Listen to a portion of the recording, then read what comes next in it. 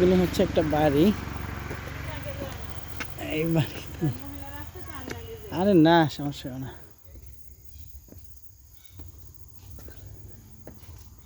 আসবো।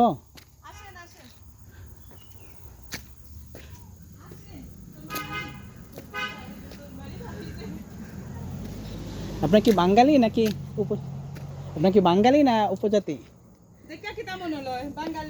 বাঙালি তো মনে হয়, খাঁটি মুসলমান। ও তাহলে তো আমগো ধর্মের লোকই।